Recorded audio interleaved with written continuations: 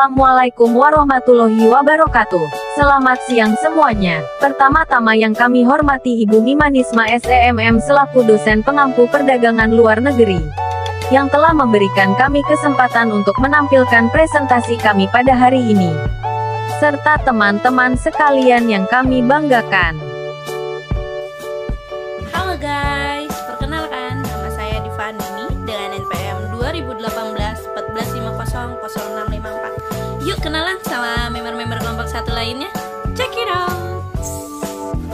Halo teman-teman, perkenalkan nama saya Angelina Digna Ratrinitya Strate Widaryanto dengan NPM nomor 2018 145000656. Halo semua, perkenalkan nama saya Ilham Rosandi dengan nomor NPM 2018 145731.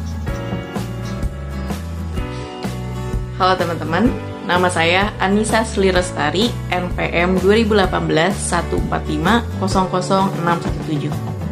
Oke teman-teman semuanya, untuk kesempatan kali ini kelompok 1 akan mempresentasikan tentang seluk-beluk terjadinya perdagangan luar negeri, yang adapun materinya itu mencakup definisi perdagangan luar negeri, ruang lingkup perdagangan luar negeri, latar belakang terjadinya perdagangan luar negeri, dan teori perdagangan luar negeri. Dan untuk definisi perdagangan luar negeri itu akan disampaikan oleh saya sendiri. Oke, masuk ke definisi perdagangan luar negeri. Kalian tahu nggak sih perdagangan luar negeri itu apa? Nah, aku kasih tahu ya. Perdagangan luar negeri itu adalah perdagangan yang dilakukan oleh penduduk suatu negara dengan penduduk negara lain atas dasar kesepakatan bersama. Nah, penduduk itu dimaksud dapat berupa antar perorangan atau individu dengan individu, atau juga antar individu dengan pemerintah suatu negara, atau juga pemerintah suatu negara dengan pemerintah negara lain. Adapun menurut Undang-Undang Nomor 7 Tahun 2014 tentang perdagangan, pada pasal 1 ayat 3 mencakup bahwa perdagangan luar negeri adalah perdagangan yang mencakup kegiatan ekspor atau impor atas barang atau jasa yang melampaui batas wilayah negara. Oke, dari definisi yang tadi sudah dijelaskan, perdagangan luar negeri itu dapat dianalogikan seperti perdagangan jual beli biasa. Ada pihak penjual eksportir yang memiliki produk, dan juga ada pihak pembeli importir yang ingin membeli produk. Nah, kedua belah pihak ini sudah sepakat ya dengan harga dan barang, maka terjadilah transaksi dagang. Nah, yakni pihak penjual menyerahkan dagangannya atau barang dagangannya atau jasanya, dan pihak pembeli menyerahkan uang pembayarannya. Tetapi dalam perdagangan luar negeri ini transaksi perdagangannya berbeda. Tidak sederhana. Tetapi ada faktor jarak dan batas negara. Nah, baik pihak penjual eksportir maupun pihak pembeli importir, domisilinya itu sangat berjauhan di dua negara dan berlainan, sehingga dibutuhkan pihak ketiga untuk ikut menjamin transaksi perdagangan luar negeri tersebut. Oke. Nah, faktor-faktor yang menyebabkan kerumitan dalam melakukan perdagangan luar negeri itu, yang pertama, pembeli dan penjual terpisah oleh batas-batas kenegaraan dalam kurung geopolitik. Dan yang kedua, barang harus dikirim atau diangkut dari suatu negara ke negara lainnya melalui bermacam-macam peraturan, seperti peraturan pabean.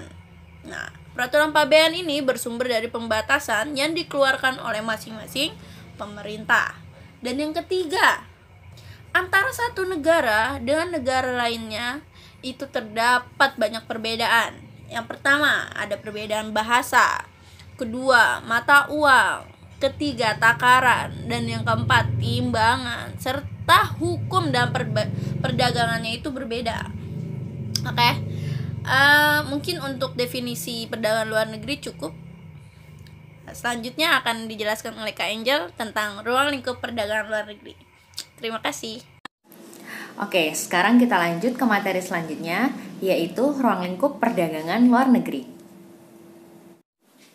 Yang pertama, ada pemindahan barang dan jasa dari suatu negara ke negara lain, atau yang disebut dengan transfer of goods and service. Dengan adanya perdagangan luar negeri, dengan sendirinya akan ada pemindahan barang dan jasa dari suatu negara ke negara lain. Contoh, di Indonesia mengimpor sapi dari Australia dan Selandia Baru. Kemudian Indonesia mengekspor ikan tuna ke Amerika Serikat. Yang kedua, perpindahan modal melalui investasi asing dari luar negeri ke dalam negeri, atau yang disebut dengan transfer of capital. Dengan adanya perdagangan luar negeri, maka muncullah perusahaan multinasional, yang mana perusahaan multinasional ini menanamkan modal dan mendirikan pabrik di negara lainnya dengan tujuan untuk ekspansi dan perluas jaringan distribusi. Contohnya, perusahaan Astra Honda Motor yang mendapat lisensi dari Jepang.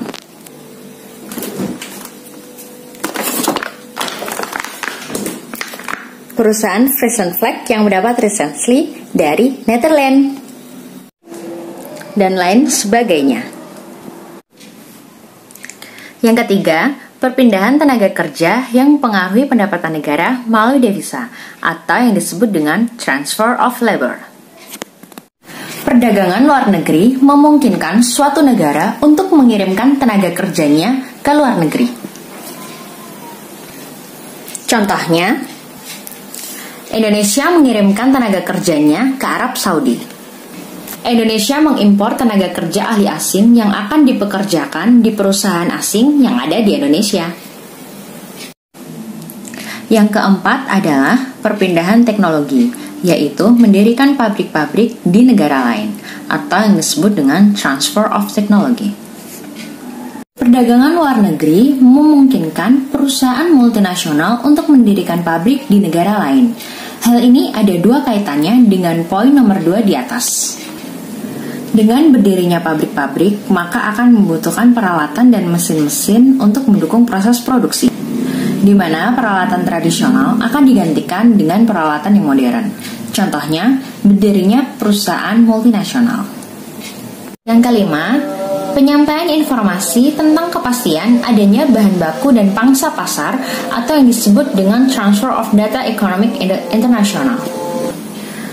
Menyangkut beberapa hal yang berkaitan dengan negara seperti mobilitas faktor produksi seperti tenaga kerja dan modal yang relatif lebih sukar, sistem keuangan, perbankan, bahasa, kebudayaan, serta politik yang berbeda, faktor-faktor produksi yang dimiliki berbeda, sehingga dapat menimbulkan perbedaan harga barang yang dihasilkan. Bismillahirrahmanirrahim. Saya akan mencoba membahas tentang latar belakang terjadinya perdagangan luar negeri. Untuk perdagangan luar negeri itu sendiri atau revolusi industri itu pertama kali adanya di negara Inggris. Itu terjadi sekitar tahun 1760 sampai tahun 1850. Nah, di negara Inggris sendiri ini memberikan landasan hukum dan budaya yang memungkinkan para pengusaha untuk merintis terjadinya revolusi industri.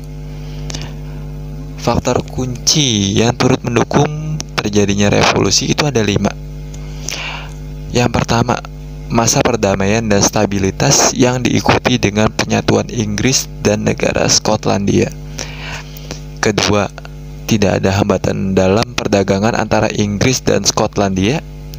Yang ketiga, itu adanya aturan hukum atau menghormati kesucian kontrak. Keempat, sistem hukum yang memungkinkan pembentukan saham gabungan perusahaan korporasi.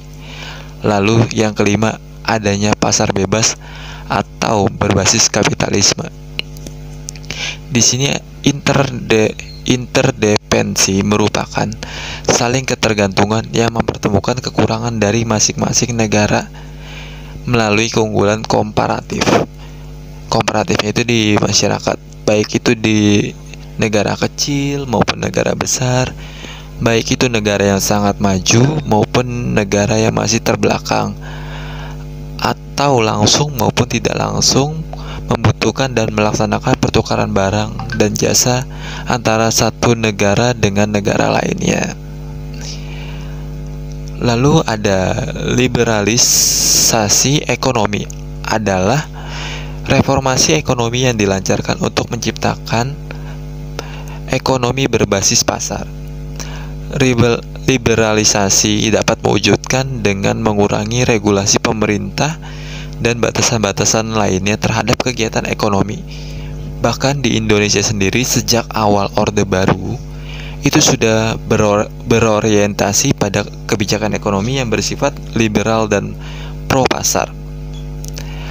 Lalu ada kebutuhan devisa.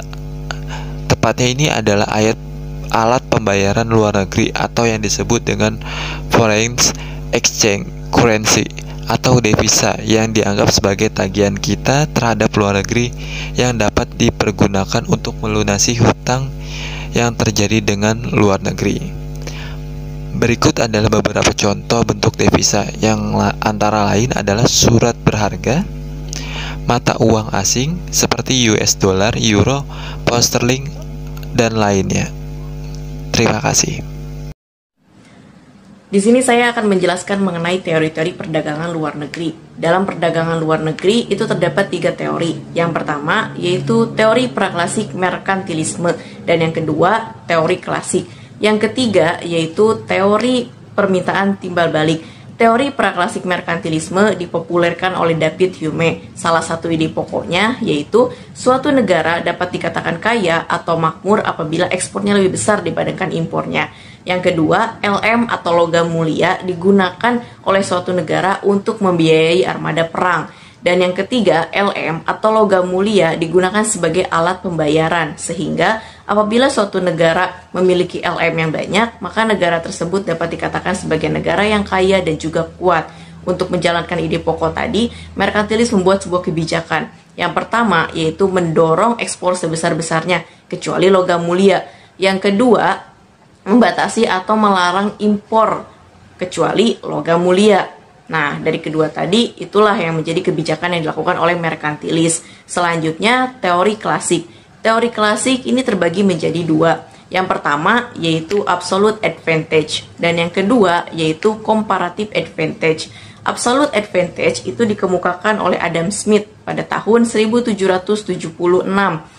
Dalam bukunya yang berjudul The Wealth of Nations, ia mengemukakan pendapatnya bahwa setiap negara akan merasakan manfaat dari perdagangan internasional. Nah, selanjutnya teori comparative advantage. Teori comparative advantage ini dikemukakan oleh David Ricardo. Ia menyampaikan bahwa keunggulan mutlak yang dikemukakan oleh Adam Smith tadi itu memiliki kelemahan. Kelemahannya itu adalah jika kondisi suatu negara lebih produktif atas jenis barang, maka negara tersebut tidak dapat mengadakan hubungan pertukaran atau perdagangan. Jadi, keunggulan komparatif terjadi bila suatu negara lebih unggul terhadap 2 macam produk yang dihasilkan dengan biaya tenaga kerja yang lebih kecil atau lebih sedikit dan lebih murah jika dibandingkan dengan negara-negara yang lainnya. Nah, yang ketiga yaitu teori permintaan timbal balik. Teori permintaan timbal balik ini dipopulerkan atau dikemukakan oleh J.S. Mill.